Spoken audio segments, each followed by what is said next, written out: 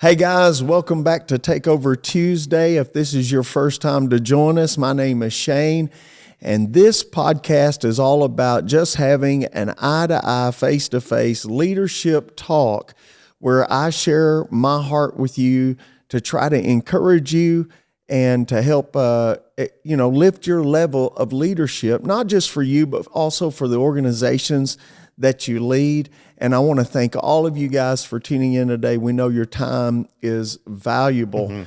And so we're going to do something totally different. A lot of times you guys are used to me just getting on here and doing a short form teaching, about 8 or 10 minutes.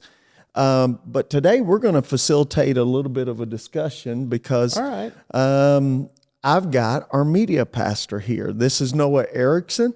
And so he handles all of our media and is our media pastor. We call him media pastor because we look at our media, our social media, and all of our viewers on YouTube and everything else as an extension of our campus. Absolutely. And so what we thought we'd do today is have a discussion that maybe would help some of you pastors and leaders with your media department. So Noah's been with me now for right at 20 years altogether, but maybe 9 years doing this? Yeah, 20 years. And Noah's, he's worked in small churches and he's worked with me in large churches. He's worked on television networks with me.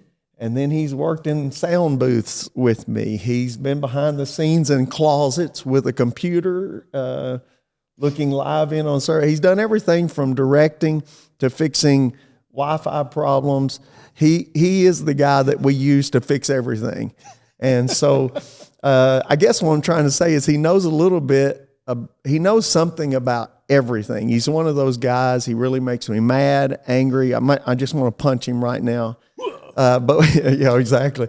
But and we're also very, very close friends, and so we thought we'd have a great discussion, just tell you guys and talk to you guys about media and the importance of it. So I'm just going to rapid fire some questions. I'm going to let him talk and share his heart. And if at any time you hear something or you want to know something, we invite you to leave a comment or a question in the comment section. And either myself or Noah will get back to you.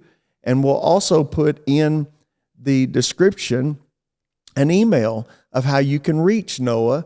And he'll be glad to answer any questions. And he and our team also from time to time will even help other churches with some of their media assignments. Now don't ask them to do it for free because their time's worth something, but I can promise you they'll be reasonable and they're into helping pastors accomplish their goals. So you ready to do this? Absolutely, boss. Let's ready to log on it. I like it. He said boss. Yeah.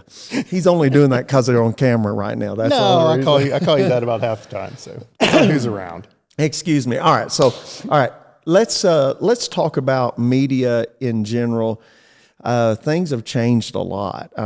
This is nowhere near what it used to be 20 years ago. Back when we were cutting our messages to 27 and a half minutes, so there'd be time for station identification on Christian television. Yeah, put them on VHS tapes. Yeah, and then later DVDs. And then we finally made it to DVDs. We had the one DV tape that we recorded, and then we'd make our DVD, send it to the DV station, erase the tape, record the next service. Yeah. So it was miserable in those days having to do it.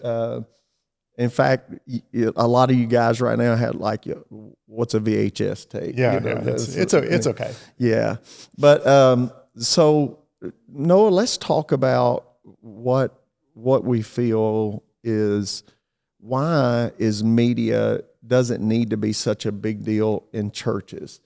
Why is that? I know a lot of guys. There seems to be an extreme. A lot of guys think, I don't even want to be on it. Don't want to waste the time, the effort, the money, the energy. And then there's other guys that think it's the end all to everything. And so what's your heart on that? My heart is that, and we teach our team this, that the online congregation is a congregation. And so when we do team training or taking in new people, one of the things we major on is that we have to serve two congregations, because we have our in-house congregation that has specific needs, and then we have an online congregation that has slightly different needs. We have to do some stuff for them, help them see, help them hear, that we don't have to as much for the people who are present. But the bottom line is God's omnipotent and he's omnipresent. Right. And the Holy Spirit moves in response to faith and in response to that demand. So that can happen anywhere. And we've seen healings, we've seen marriages restored, we've seen mental, I'm not trying to sound like the song, y'all, but we've seen mental health restored. Yeah. We've seen all kinds of miracles from people watching our live stream, even not live, even after the fact. Salvations, rededications. The word of God is living and powerful. It's sharper than any two-edged sword, and it will do what it does when it's heard. It's the hearing of the word. Yeah. So having that additional avenue to reach more people, and we can reach people that we could not possibly reach in person. I mean, there are closed countries, people in closed countries using VPNs to watch our services. Yeah. And it's not, I'm not sitting here saying we're the next Reinhard Bonnke. No. We don't have 1 million people at a time, but man, if we have 20 people in a closed country that watch it and you never know. Yeah. What you ignite. Yeah. Christians in countries where they can't even get a Bible and this is their only source of the word of God. And I mean, I wouldn't trade that for anything. Whatever it costs, that's worth it to me. Yeah. You know, I mean, I'm only partially paying for it with my tithes and offerings, but still it's worth it to me. Well, I'm happy to invest I think in it's that. very important that pastors need to realize that, used to in the television days, it cost a fortune. Oh yeah. For us to be on television, to do media. I mean, it was so expensive. We just bought a TV station, made it cheaper. I remember us going to a bank, getting a credit line for one camera and a lens. It was like $200,000 just for that one camera and lens. And that wasn't even an expensive one. Yeah. That was like considered mid. Yeah. A very mid camera. Mid camera. It wasn't even an expensive one. So, to get into media now, and to have a media presence and to actually reach people that would never walk in your building is much more affordable and doable. And we'll get into that in just a moment. Yeah, you probably already have a lot of what you need. Yeah, you probably already do. However, with that being said, let's talk about online presence and quality.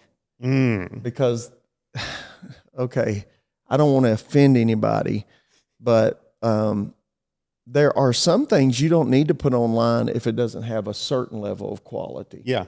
Especially audio, pastors.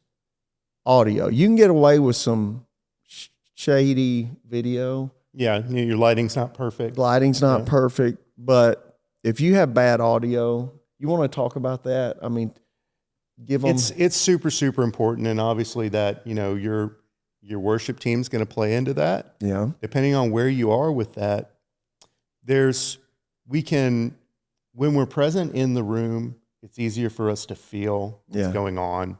And if you're a musician, I'm a musician, not like Pastor Adam, but I'm also a musician and a singer, and I have an ear for it. And I edit a ton of video, so I notice the tiny little things that the majority of people will never notice. Right. So I can be very critical unintentionally of music, especially. But when you're present, it's easier for you to be in the moment and not be bothered by that. It's a little more difficult when you're watching online. Yeah. And it's also more difficult when you're watching because probably 65-70% of people are going to be watching on their phone. Yeah. And that changes how they perceive it, whether or not they're using headphones, whether they're watching on a TV. It's important for you to understand that perception's reality to the viewer.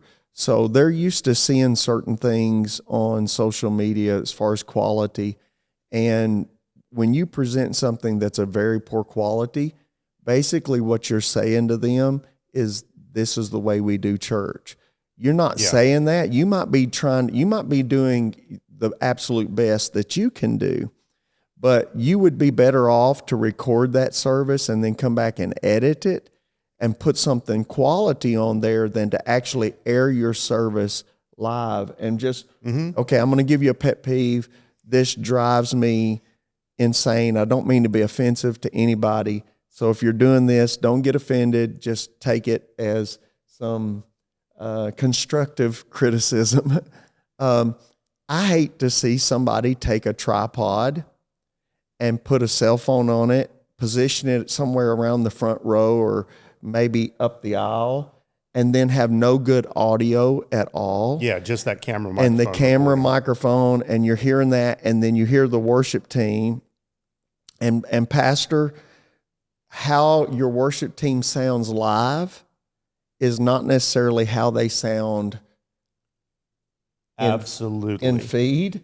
And so you need to think about that. Sometimes it's not good to air that. If you don't have a great worship team, don't air the worship. Or if just you don't record. if you don't have an audio system that lets you mix separately for your live stream. Yeah. Which is one thing we do. Yeah. This is I don't know if it's a Hollywood secret or what, but one principle of photography and video and audio is you have to do work to make it sound natural. Yeah. And that's counterintuitive, but it doesn't sound and look natural on its own. No. You need the right lighting to make it look natural. You need the right audio adjustments to make it sound natural. Yeah. And if you're not at a place where you can do that, I'll give you one suggestion you can do. Yeah. Even if you have your iPhone on a tripod in the front row, and that's get you the Rode or the DJI or even the Hollyland wireless microphone. Put that thing on you, because the thing we need to hear first is the word. That's right. Put that thing on you and plug that receiver into that phone, and immediately your audio quality has gone through the roof.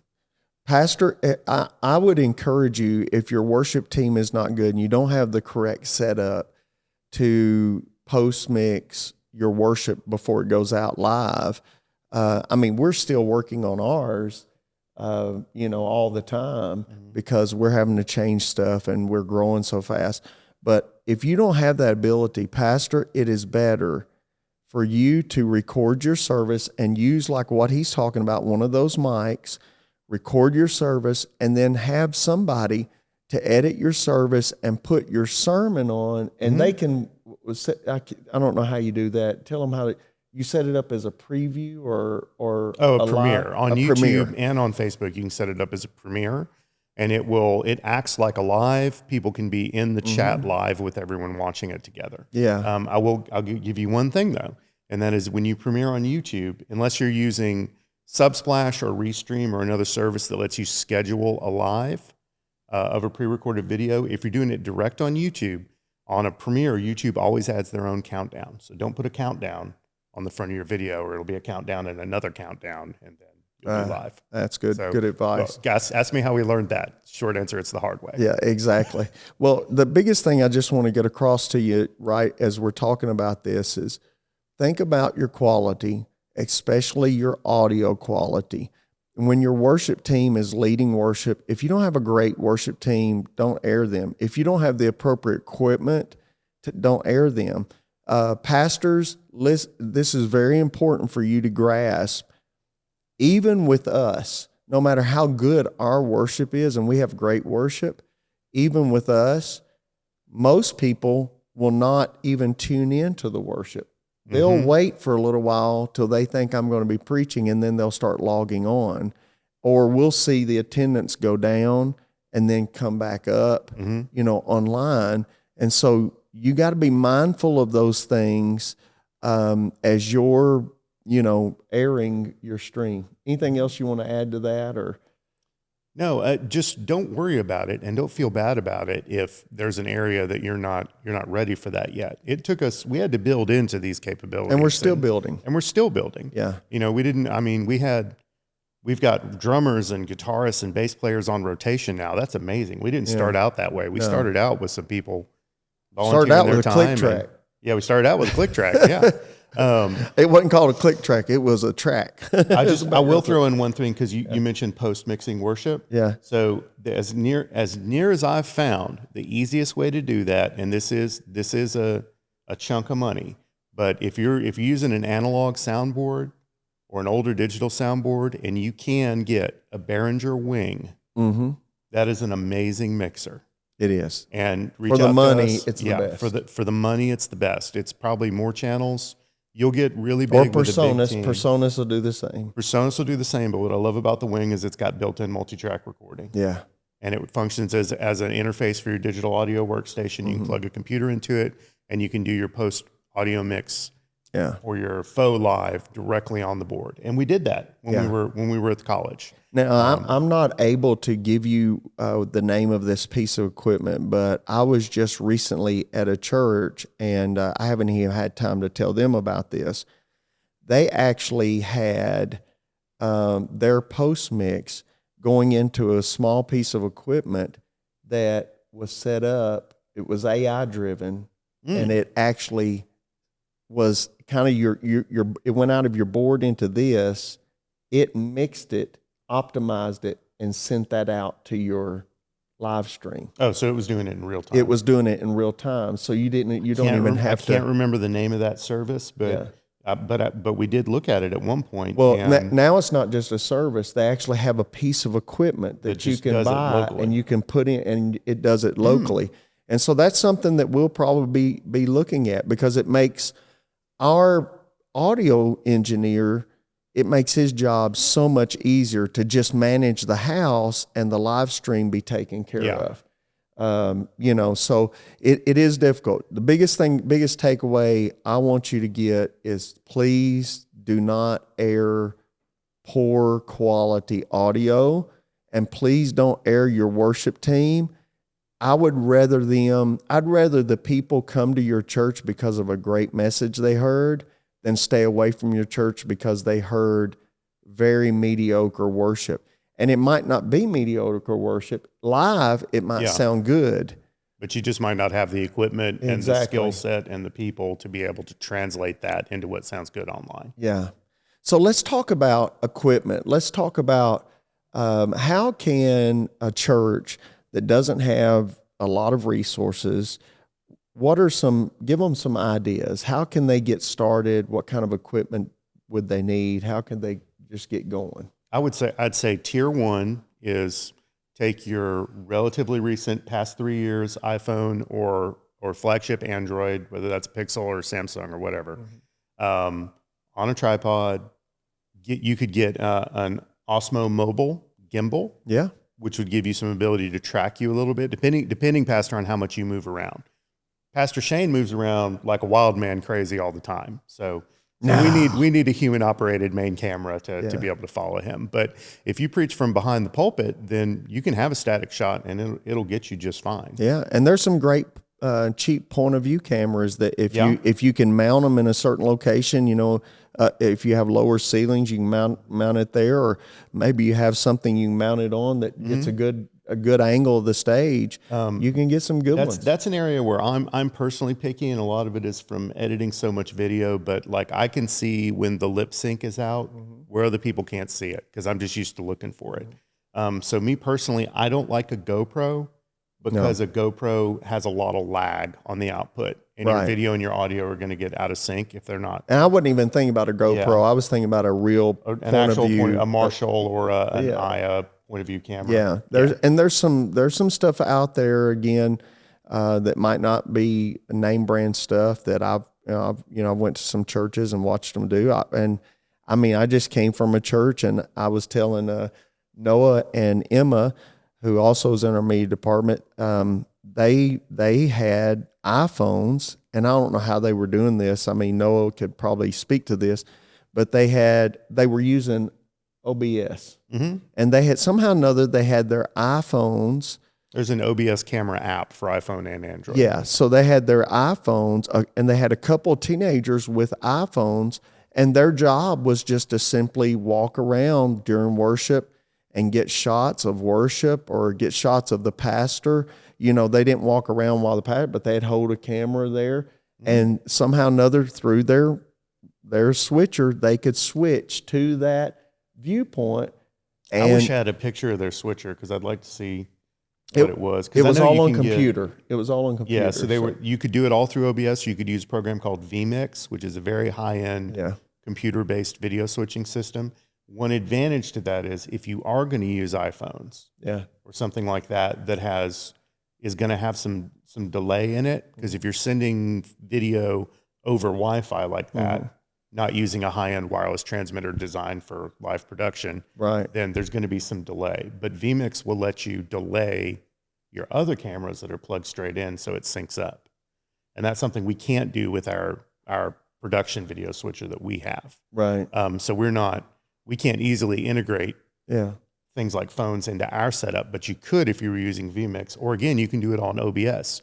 You can get an Elgato Stream Deck. There are a few different sizes that you run a program on your computer, plug it in USB, and you can program its buttons for different functions. And you can use that as your physical interface for your switcher if you're using OBS. But yeah, the OBS camera app is a great option if you're going to use phones. And then you can have a separate audio input. You can take your audio straight out of your soundboard. You can assign it. You can put it on a different aux out, which is what we do. Well, on the Wing, it has 4 mains. It's one of the main outs, but you can use an aux out on your soundboard to take a post fade mix and make slight adjustments. Because one of the things you can do, if your audio in-house is already pretty solid, but live stream is a bit of a challenge, one of the things that may be happening to you is that when you're in the house, anything that is producing its own sound, an acoustic guitar, an organ, a piano, and a singer, you need slightly more of those levels on your live stream because you don't think about it, but you're not just hearing them through your front of house speakers, you're hearing them from them too. That's right. So the volume's slightly louder in house. Yeah. So one thing you can do is have an aux out that goes to vMix or OBS or ATEM switcher, whatever you're using. And on that, just make those slight adjustments to compensate for that. You may need to bring the drums up. Is another thing you may need to bring up in your live stream. And I'll say this also, the gold standard and the way we used to do it is that was a separate soundboard in another room with another audio engineer. Well, that's pretty expensive. You got to be able to do that in your building and all that. And we haven't even done that here in our new facility. Right. But what you can do is if you get first gen AirPods Max with the lightning cable, not the new USB-C one, or you get the Sony XM6 is another great option, wireless headphones. They're not cheap, but they're amazing. Yeah. And their noise canceling is good enough. You can plug straight into your soundboard. You can get a pretty decent mix. And you can solo that live stream mix. You'll feel, if you've got subwoofers, you'll feel the bass still. So you got to kind of compensate for that, but your audio engineer will be able to hear that live stream mix good enough. Yeah. It's to the point where I used to go take my iPad with the app for our soundboard and put my headphones on and go into another room and post mix audio. And then you brought those AirPods Max, and now our audio engineer, he's doing such a good job, I don't even touch it anymore. Yeah. You can do a lot of stuff easy that you couldn't do just a few years ago. And cameras, same way. Oh my goodness. Yeah. So we love Blackmagic. And so Blackmagic is a really good, affordable. You want to tell them about that? Because the guys I've talked to think they have to buy the bigger Blackmagics. Yeah. So their top of the line camera is going to be the Ursa and the Pixis, and those are cinema cameras. Yeah. And those are literally being used on full length feature Hollywood movies at this point. Yeah.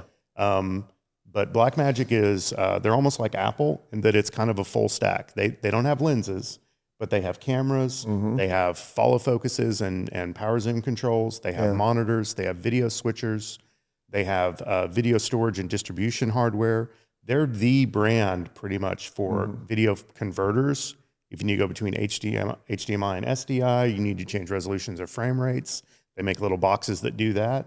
There are other companies that do it, but Blackmagic is so affordable on all their stuff. And then, did I say video switchers? Yeah. And then they have crazy stuff too. They have full on, and this is what they use in Hollywood. They have huge production consoles. They have huge audio mixers for post-production audio. They have color grading consoles, all kind of stuff. And they have their own video editing, audio editing, multi-track music, and motion graphics software all in one called DaVinci Resolve. And you can get it for free.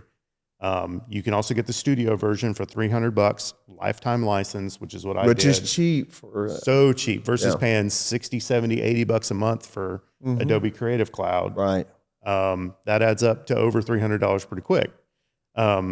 But what we do, we use an ATEM Mini Extreme ISO switcher. It's about yay big. It's got 8 inputs, 2 outputs. It's got some audio capabilities. It's got 2 digital video editors, so it can do picture-in-picture and all that kind of stuff, different kinds of transitions. $1,500, and what you get for that is you plug an external hard drive into it, and you hit record, and it doesn't just record your program output, which you're sending out on live stream, and you can stream directly from it as well. You don't need another computer. We use another computer so we can add other stuff. But it also records all of your inputs, and it creates a project file for DaVinci Resolve, their video editing software. And then you can go post-mix. Yeah, and so when we take that and the 64-track recording from our Behringer Wing audio console, when we were at the college and didn't have internet access, so we couldn't stream. And then I'd post-mix, and I'd go in, and one of the things I do as a producer during a service is I make a note if we drop a camera shot or if something happens, if somebody, you recognize somebody and our roaming camera operator couldn't get to them, but we had them on the wide shot, but we didn't go to that live, I make a note of that, and I go into DaVinci Resolve, and I just fix it. Yeah. And then we post that. So it's incredible the capabilities that are out there now. So I have this sense because I know enough about what he's talking about that it's not overwhelming me. But I'm also sitting here thinking, okay, that sounded like speaking in tongues and interpretation. Pastor, don't get lost in the weeds. It's easy to overthink this and get lost in the weeds of it. So just don't do that. Just find a good place to start and move from that point forward and just start working on it. And find some young people, some young adults. I promise you, they'll know a lot about some of this information. You don't have to have all this equipment. I want to throw out just a little pro tip for some of you. We don't have this problem a lot. Our live services are very well attended. People plow into our live services. I think it's because of how we do church. We're very charismatic, spirit-filled, lively environment through our services. So I think people like being in that live environment. But if you're having problems getting people to come to church because they're staying at home watching, stop airing it live and edit the service and post it a week or two later and have a week or two delay, and your people will start coming back to church. We've actually done that multiple times. Yeah. We did that in Louisiana, and we've done it here. And every now and then, if people start getting lazy and start relying just on the live stream, we're talking about our local folks, we might do something like that, or I might say, hey, I'm not airing it this Sunday, so you got to be in church to hear this one. Now, we'll still record, and we can post-mix it and get it ready for next week or whatever, or we might put it on YouTube or something later that night, but just as a little tool, I know you guys, but if you want to hear this and, and have something provocative you're going to preach or share, almost sounds like clickbait. But do something to pull them in. You got to be really creative. Let's talk about